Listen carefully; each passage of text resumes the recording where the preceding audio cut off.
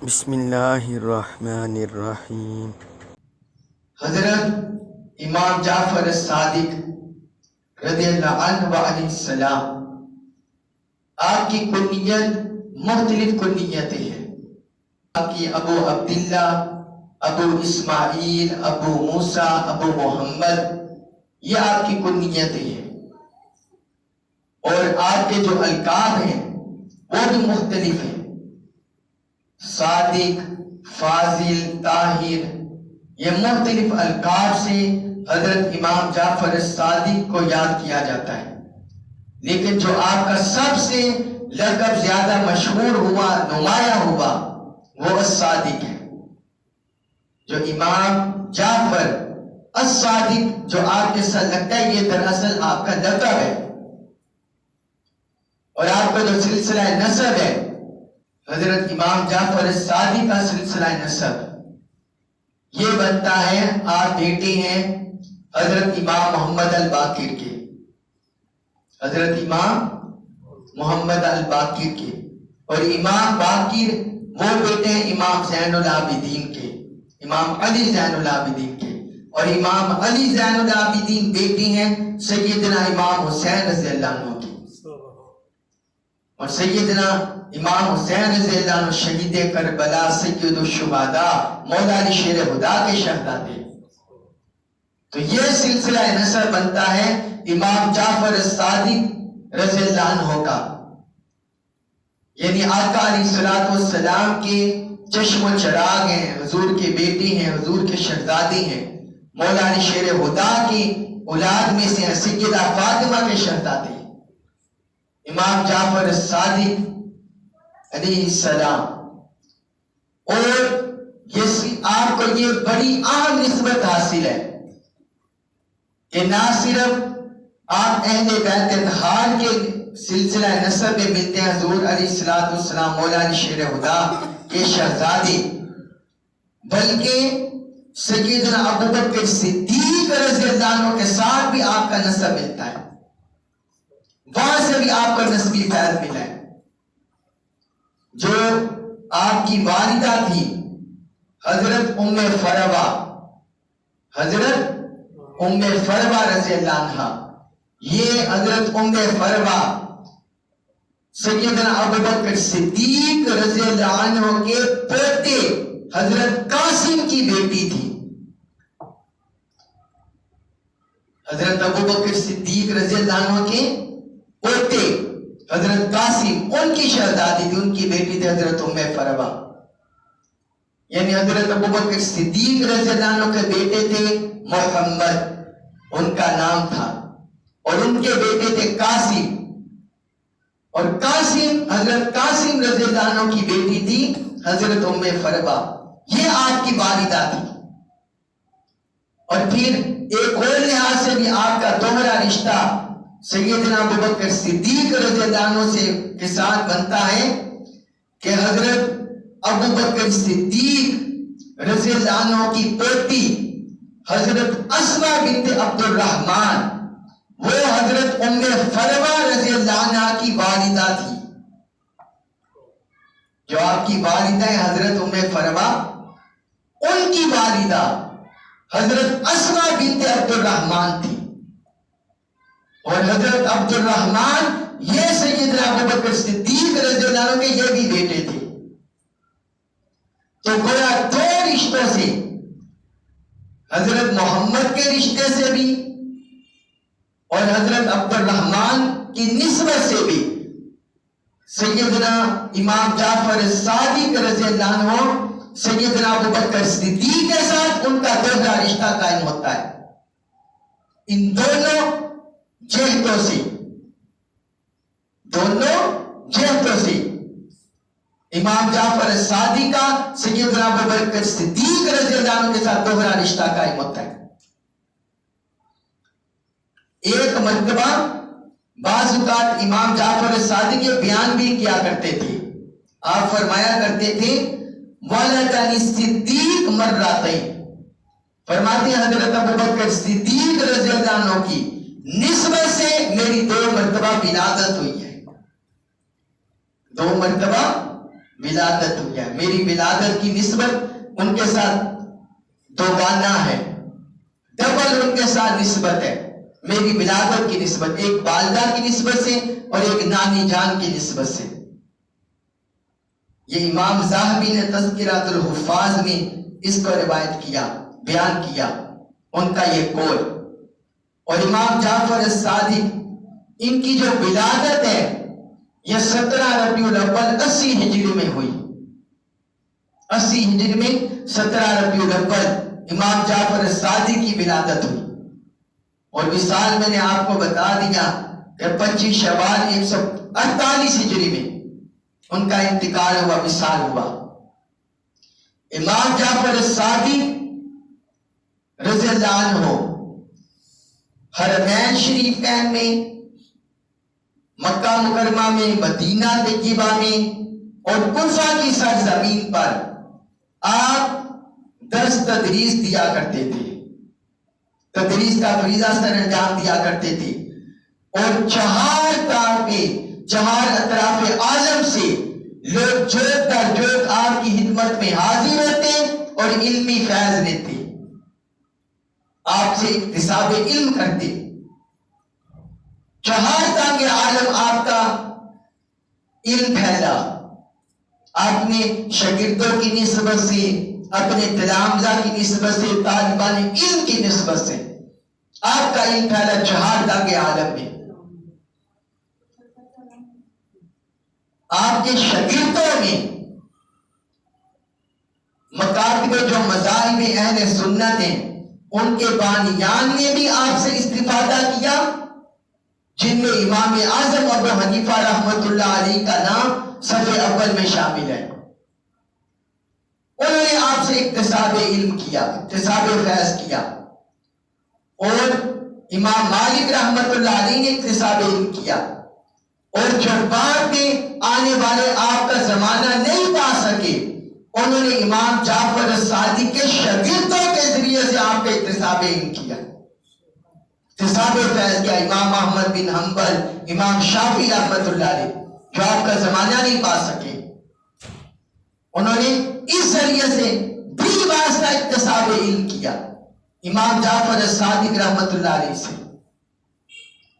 آپ کے جو بلند پایا تلامذہ ہیں، ہونہار تلامذہ، ان میں بڑے بڑے نام آتے ہیں محدثین کے، اکابر تابعین کے، فقہاء کے، اہل علم کے. ان میں عبید اللہ بن ابی رافع ہیں، عروہ بن زبیر ہیں. عروہ بن زبیر وہ شخصیت ہیں جو سیدہ عائشہ صدیقہ رضی اللہ عنہا سے کی خدمت میں حاضر ہو کر علم حاصل کرتے تھے، علم حاصل کرتے تھے. تو امام جعفر الصادق نے، یہ امام جعفر الصادق کے شیوخ میں آتے ہیں، شیوخ میں آتے امام جعفر الصادق کے. یہ قابل تابعین حضرت عبید اللہ بن ابی رافع، عروہ بن زبیر، حضرت عطا بن ابی رباح، حضرت نافع بن ابی مولا ابن عمر، محمد بن منقدر، ابن شہاب زہری اور مسلم بن ابی مریم و دیگر رحمت اللہ علیہ اجمعین. ایک تو آپ نے والد گرامی امام محمد الباقر علیہ السلام اور اپنے نانا جان حضرت قاسم بن محمد بن ابی بکر صدیق رضی اللہ عنہ، ایک تو آپ نے ان سے اکتساب علم کیا، کیونکہ آپ کے والد گرامی حضرت امام محمد الباقر علیہ السلام یہ بھی بلند پایا عالم دین تھے. حضور کا سارا گھرانہ علمی روحانی فیوزات آقا علیہ الصلوۃ والسلام کے اپنے ہاتھ وعدہ کو پہنچے تھے. تو انہوں نے اپنے والد گرامی سے بھی اکتساب علم کیا، علمی روحانیت بھی. اور ان کے ساتھ جو اپنے نانا جان حضرت قاسم بن محمد، ان سے بھی علم حاصل کیا. کیونکہ حضرت قاسم یہ وہ شخصیت ہے جو مدینہ طیبہ کے ائمہ نے بیان کیا کہ مدینہ طیبہ میں 7 چوٹی کے فقہاء تھے. کتنے؟ 7 بلند پایا، بلند درجے کے فقہاء کرام مدینہ طیبہ کے، جن کو شمار کیا جاتا تھا ان میں ایک نام حضرت قاسم بن محمد کا تھا، اور یہ امام جعفر الصادق کے نانا جان تھے۔ تو اس لحاظ سے انہوں نے اکتساب علم کیا، اور باقی اکابر تابعین کا بھی میں نے بتا دیا کہ ان سے بھی علم حاصل کیا۔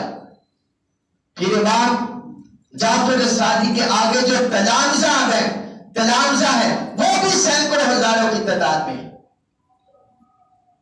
اور ان میں سب سے بڑے تلمیذ امام اعظم ابو حنیفہ رحمۃ اللہ علیہ، جن کا نام میں نے آپ کو ذکر کیا، اور باقی بھی مذاہب کے علماء وہ بھی آپ سے بلا واسطہ فیض یاب ہوئے۔ پھر اس کے علاوہ آپ نے اسلامی تاریخ میں علم کیمیا کے بانی نام سنا ہوگا، جابر بن حیان۔ جابر بن حیان یہ مسلم ہسٹری میں، اسلامک ہسٹری میں علم کیمیا کے بانیان میں سے ہیں، جو کیمسٹری ہے اس کے بانیان میں سے ہیں، بانیوں میں سے ہیں۔ اور حضرت یہ جو جابر بن حیان ہے علم کیمیا کے بانی، یہ امام جعفر الصادق کے شاگرد تھے۔ ان کی صحبت میں بیٹھتے، وہاں سے علم حاصل کرتے، دینی علم بھی حاصل کرتے، دنیاوی علوم بھی حاصل کرتے، ان کی صحبت میں بیٹھتے۔ اس طرح اور ہشام بن ملک اور بڑے بڑے نام آپ کے تلامذہ میں آتے ہیں امام جعفر الصادق رضی اللہ عنہ کے۔ ایک مرتبہ امام اعظم ابو حنیفہ سے سوال ہوا، کسی شخص نے ان سے پوچھا کہ آپ نے کس کو سب سے زیادہ فقیہ دیکھا ہے، اپنی زندگی میں سب سے زیادہ فقیہ کس شخص کو پایا ہے؟ امام اعظم ابو حنیفہ کے 3000 4000 کے قریب ان کے شیوخ تھے۔ تو ان سے کسی نے پوچھا کہ آپ نے سب سے زیادہ، سب سے بڑا فقیہ کس کو پایا اپنی عمر میں؟ تو انہوں نے فرمایا ما رأیت افقہ من جعفر بن محمد۔ وہ کہتی ہیں کہ میں نے امام جعفر بن محمد سے بڑھ کر کسی کو فقیہ نہیں دیکھا۔ فقاہت دین میں، دین کے تدبر، دین کے فہم، دین کی بصیرت میں امام جعفر الصادق کا اتنا مقام ہے کہ امام اعظم ابو حنیفہ رحمۃ اللہ علیہ کہتے ہیں کہ میرے جتنے بھی شیوخ ہیں، فرماتے ہیں میں نے ان سے بڑھ کر، امام جعفر الصادق سے بڑھ کر کسی کو فقیہ نہیں دیکھا۔ اتنا بڑا فقہی مقام تھا امام جعفر الصادق کا۔ یہ جو واقعہ ہے امام مزی نے تہذیب الکمال میں اور امام ذہبی نے تذکرۃ الحفاظ میں یہ ذکر کیا، امام اعظم ابو حنیفہ کا قول۔ اور پھر ایک مرتبہ صالح بن اسود وہ بیان کرتے ہیں کہ میں نے امام جعفر الصادق کو خود کہتے ہوئے سنا اپنے کانوں سے کہ امام جعفر الصادق نے فرمایا سلونی قبل ان تفقدونی، فرمایا اے لوگوں اس سے پہلے کہ تم مجھے نہ دیکھو، یعنی موت کا فرشتہ آ جائے، میرا انتقال ہو جائے، وصال ہو جائے، فرمایا اس سے پہلے کہ تم مجھے نہ دیکھو اپنے سامنے، تو اس سے پہلے مجھ سے سوال کر لو، مجھ سے علم کے متعلق سوال کر لو اس سے پہلے کہ تم مجھے نہ پاؤ۔ فَإِنَّهُ لَا يُحَدِّثُكُمْ أَحَدٌ بَعْدِي بِمِثْلِ حَدِيثِي، کیونکہ جس طرح میں تمہارے سامنے حدیث بیان کروں گا اس طرح میرے بعد تم سے کوئی بھی حدیث بیان نہیں کرے گا۔ جس طرح میں تمہارے سامنے حدیث بیان کروں گا ایسے کوئی بھی میرے بعد حدیث بیان نہیں کرے گا، یعنی کیونکہ آپ سے مروی حدیث وہ حانباز رسول کے طریق سے آئے گی۔ امام محمد الباقر، امام زین العابدین اور امام حسین اس طریق سے آئے گی، اس لیے انہوں نے فرمایا کہ مجھ سے پوچھ لو، حدیث کا علم مجھ سے لے لو، میرے بعد تم سے ایسی کوئی بھی حدیث بیان نہیں کرے گا۔ امام مزی نے اور امام ذہبی نے اس واقعہ کو درج کیا۔ پھر امام جعفر صادق، دیکھیں امام اعظم ابو حنیفہ رحمت اللہ علیہ، انہوں نے اپنی نوجوانی میں حصول علم کی توجہ شروع کر دی تھی،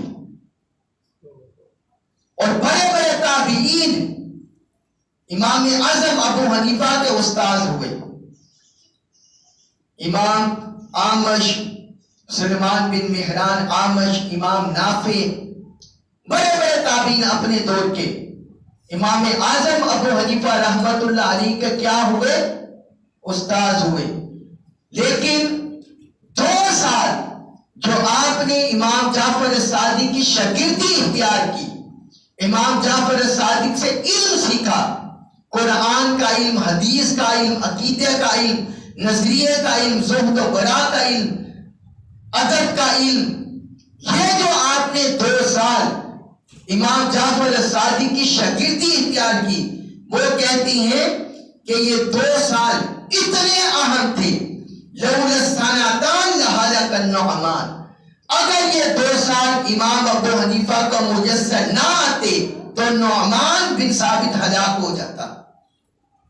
اپنی طرف اشارہ کر کے کہتے ہیں امام ابو حنیفہ رحمت اللہ علیہ کا کیا نام ہے؟ نعمان، ان کا نام نعمان ہے، نعمان بن ثابت۔ تو کہتے ہیں اگر وہ 2 سال مجھے امام جعفر صادق کی شاگردی کے میسر نہ آتے تو اپنی طرف اشارہ کر کے کہتے ہیں کہ نعمان ہلاک ہو جاتا۔ یعنی امام جعفر صادق کے ساتھ جو نسبت ہے، نسبت علم، نسبت روحانیت، نسبت ادب، اس نسبت نے امام اعظم ابو حنیفہ کو ساری دنیا کا امام بنا دیا۔ پھر باقی شیوخ کے فیوزات علاقہ آپ کو ملے، امام بنا دیا۔ یہ مختصر التحفہ الاثنی عشریہ میں ان کا قول درج ہے۔ ایک مرتبہ بڑے محدث کبیر گزرے ہیں امام ابو زرع رازی، ان سے کسی بندے نے پوچھا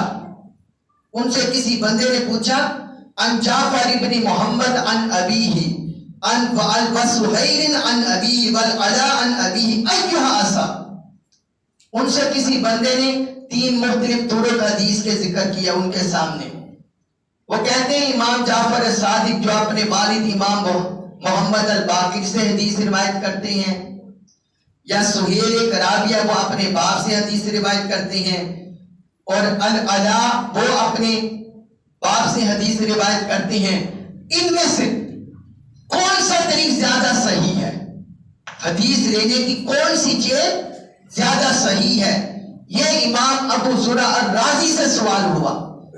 امام ابو زرع الرازی نے فرمایا لا یقینا جعفر الی ہؤلاء، وہ فرماتے ہیں کہ امام جعفر جیسی شخصیت، بلند پایا شخصیت، آقا علیہ الصلوۃ والسلام کے چشم و چراغ، حضور کا خون، سیدنا مولا علی شیر خدا کا خون، فرماتے ہیں اس جیسی شخصیت کو باقی راویوں کے ساتھ نہیں ملایا جا سکتا، ان کا جدا کا مقام ہے، ان کا علمی مقام بھی جدا ہے، روحانی مقام بھی جدا ہے، کہتے ہیں ان کو ان کے ساتھ ہی ملایا جا سکتا۔ یہ واقعہ امام مزی نے تہذیب الکمال میں درج کیا۔ پھر ایک اور محدث گزرے ہیں ابو حاتم، امام عبد الرحمن بن ابی حاتم الرازی کے والد امام ابو حاتم رازی، انہوں نے امام جعفر صادق کے بارے میں فرمایا ثقۃ لا یسأل عن مثلہ، کہتے ہیں لوگوں جو ائمہ اہل بیت ہے ان پر اعتراض نہ کیا کرو۔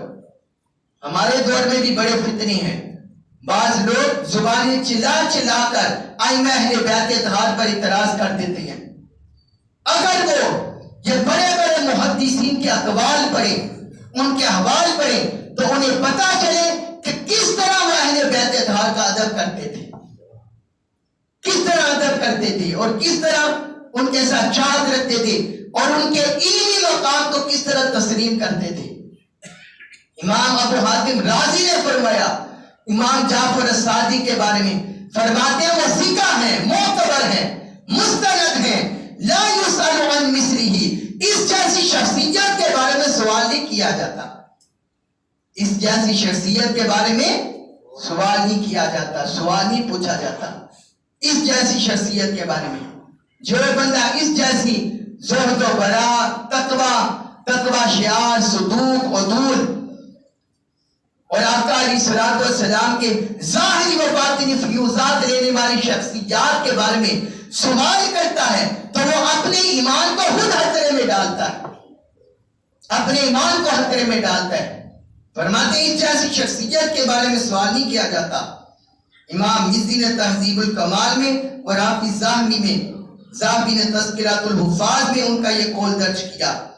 پھر ایک امام گزرے، امام ابو احمد بن عدی رحمت اللہ علیہ، وہ فرماتے ہیں امام جعفر الصادق کے علمی مقام پر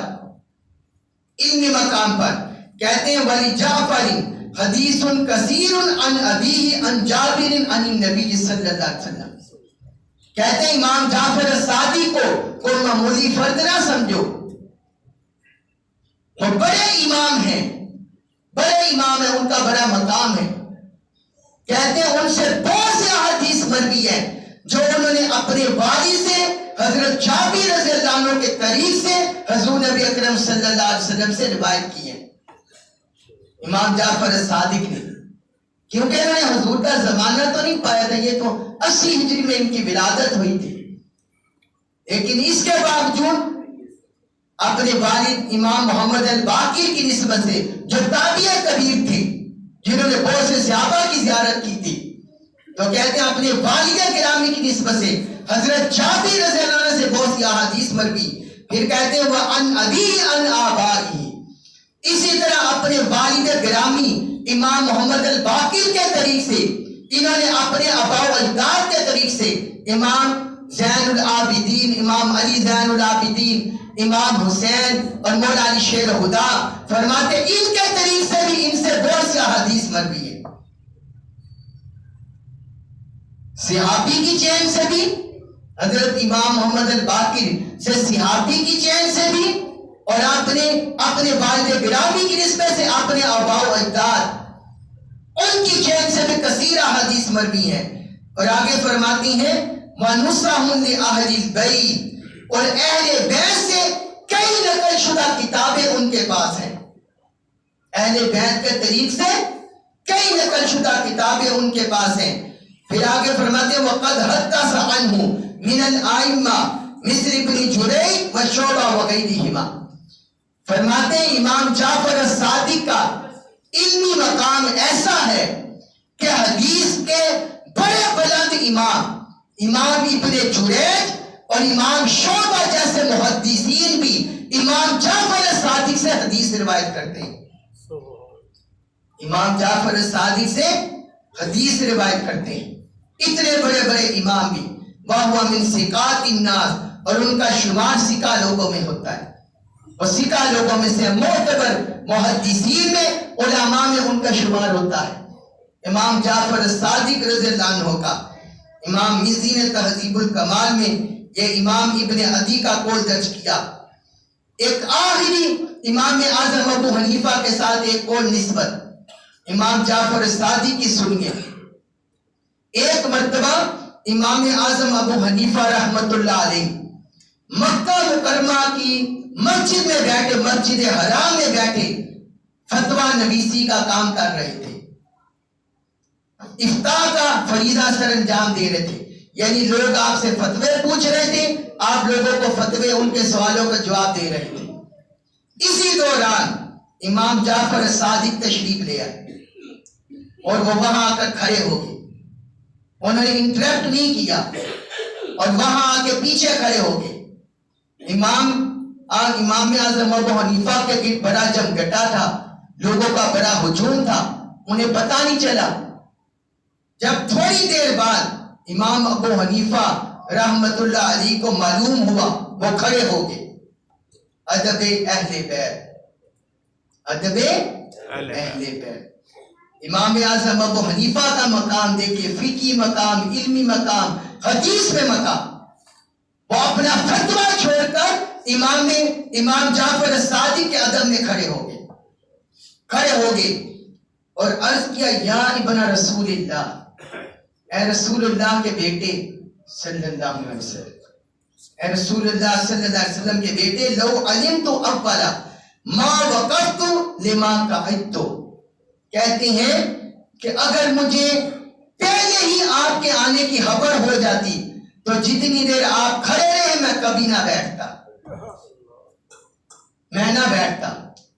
مجھے خبر ہی نہیں ہوئی تو مجھے معاف کر دے، مجھے خبر نہیں ہوئی۔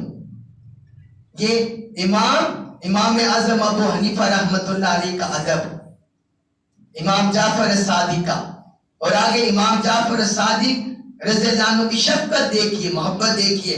انہوں نے فرمایا فقال اجلس، انہوں نے فرمایا بیٹھیے، افتی الناس، آپ لوگوں کو فتویٰ دیں،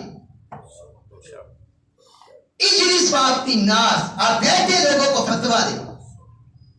اس سے پتہ چلا جو 2 سال امام اعظم ابو حنیفہ نے امام جعفر صادق سے علم لیا تو امام جعفر صادق نے اس قول سے تصدیق کر دی کہ امام اعظم ابو حنیفہ جو لوگوں کو پہنچا رہے ہیں وہ عین ائمہ اہل بیت اطہار کا طریقہ ہے، اور وہی کچھ پہنچا رہے ہیں جو اہل بیت اطہار اور صحابہ کرام کی نسبت سے ان تک پہنچا ہے۔ اگر امام اعظم ابو حنیفہ نے کوئی کاروبار کی ہوتی تو کیا وہ انہیں حکم دیتے کہ یہاں بیٹھ کر فتویٰ دو؟ بالکل۔ یہ بعض لوگوں کے ذہن میں جو سوال پیدا ہو گئے کہ فقہ جعفریہ اہل تشیع نے مشہور کر دی اور سمجھتے ہیں کہ فقہ حنفی یا اس سے کوئی متضاد ہے یا بعد میں نکلے، ایسی بات نہیں ہے۔ فقہ حنفی پہلے ترتیب پہ وجود میں آئی، فقہ حنفی پہلے وجود میں آئی، کیونکہ سب سے پہلے فقہ کو مدون کرنے والے امام جعفر صادق کے شاگرد امام اعظم ابو حنیفہ تھے۔ سب سے پہلے فقہ کی انہوں نے تدوین کی، اور انہوں نے کس کا فیض جمع کیا؟ فقہ حنفی میں ائمہ اہل بیت اطہار کا فیض جمع ہے، فقہ حنفی میں اہل بیت اطہار کا فیض بھی جمع ہے، تابعین کا فیض بھی جمع ہے، اتباع تابعین کا فیض بھی جمع ہے، صحابہ کرام اور آقا علیہ الصلوۃ والسلام کی سنتیں بھی فقہ حنفی میں جمع ہے، فقہ حنفی میں جمع ہے۔ فقہ حنفی ایک ایسا مجموعہ ہے، یہ جو فقہ جعفریہ ہے، آپ کے علم کے لیے بتا دوں، یہ فقہ جعفریہ جو موجودہ دور میں ہے، جن کی بنیاد 4 کتابوں پر ہے، یہ تو 3 صدیوں بعد وجود میں آئی ہے، حضور کے وصال کے بعد 3 صدیوں بعد یہ وجود میں آئی ہیں کتابیں، اور فقہ حنفی اور پہلی کتابیں وہ پہلے اسی صدی میں وجود میں آ چکی تھی۔